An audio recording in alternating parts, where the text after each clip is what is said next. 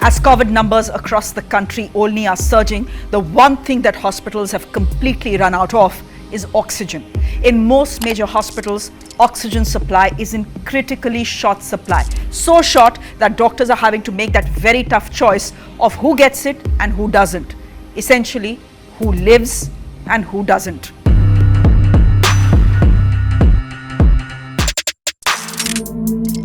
In Nasik, an oxygen leak at the municipal hospital has left 22 COVID patients who were on ventilators dead.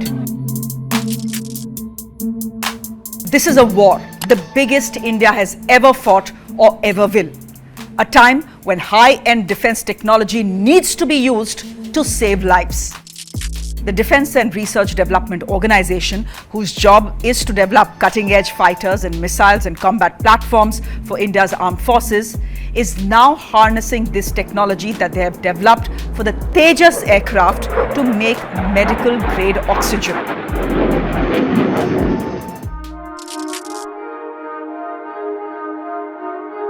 The Tejas is India's first indigenous fighter. It has on board an oxygen generation system.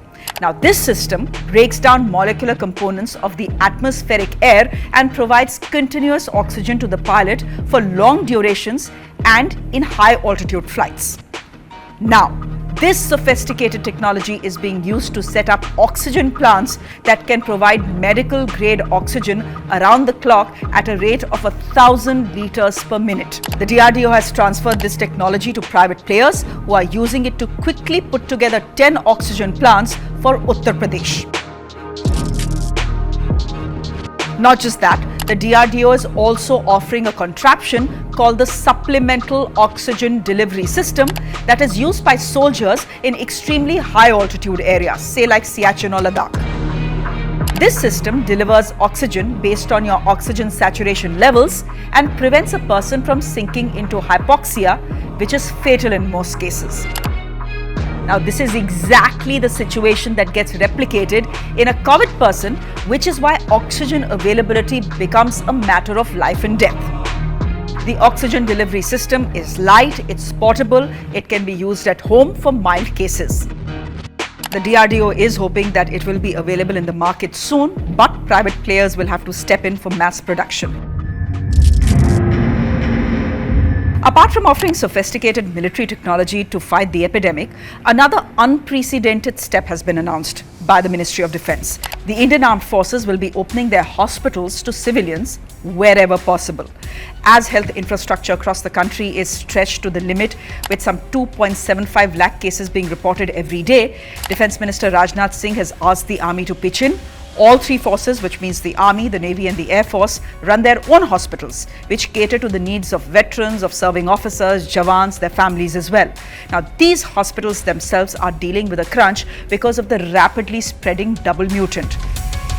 The Army itself is dealing with a deluge of cases in all command hospitals, including Lucknow and Secunderabad. In Delhi, the Army has had to shut down regular services at the base hospital in the Cant to convert it into a COVID-only facility.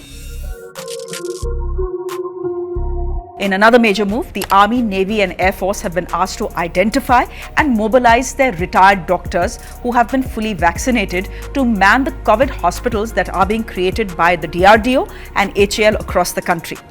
The ministry, which is the Defense Ministry, is flooded with petitions from various states to construct these pop-up COVID hospitals like the one that the DRDO has opened in Delhi. Within 2 hours of the facility opening 250 beds, all of them were taken. The ministry has also asked all 63 cantonment boards that run their own hospitals to open their doors to people who live outside camp premises as well. The DRDO is in the process of setting up and reactivating COVID hospitals in 6 cities, including Delhi, Lucknow, Ahmedabad, Banaras and Nasik. In Delhi, the DRDO is in the process of setting up a 500-bed COVID facility to ease the pressure on Delhi's beleaguered hospitals. All beds will have oxygen support. The facility is at the same location near the Delhi airport, where it had set up a 1,000-bed facility last year. That makeshift hospital was folded up this February as the number of cases dipped and there was no one coming to these hospitals. The facility will be staffed and monitored by the DG Armed Forces Medical Services. Treatment will be free, but an RT-PCR report and Aadhaar card are mandatory. Lucknow, the Defence Minister's constituency, is getting two similar COVID hospitals with a combined strength of 1,000 beds. These hospitals will include 250 to 350 ICU beds as well. The locations that have been identified for these hospitals are the Haj House, which is on Kanpur Road, the Golden Blossom Resort on Faizabad Road. Both should be operational in the next few days and will come as a huge relief to a city where patients are dying waiting for ICU beds. Another jumbo 1,000-bed facility is being set up by the DRDO and HAL, which is Hindustan Aeronautical Limited, at Awadh Shilpgram in Lucknow. Not just hospital beds, ventilators, oxygen and space in crematoriums and graveyards has run out in the city of Nawabs. It has more than 40,000 active cases, including the Chief Minister of the state himself, Yogi Adityanath. The other state capital where the DRDO is pitching in with COVID duty is Ahmedabad.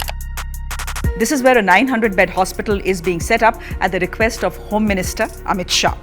The MHA is deputing 25 doctors and 75 paramedics from the paramilitary forces at this hospital. In Patna, the DRDO has converted the ESI hospital into a full-fledged 500-strong COVID bed facility. It is now operational. The DRDO says its regular job is to develop cutting-edge technology for India's armed forces and keep it battle-ready. But given the fact that COVID is the biggest war the country will ever fight, everyone wants to do their bit. Just for perspective, the pandemic has killed more Indian citizens than all the wars India has fought, including World War I and World War II.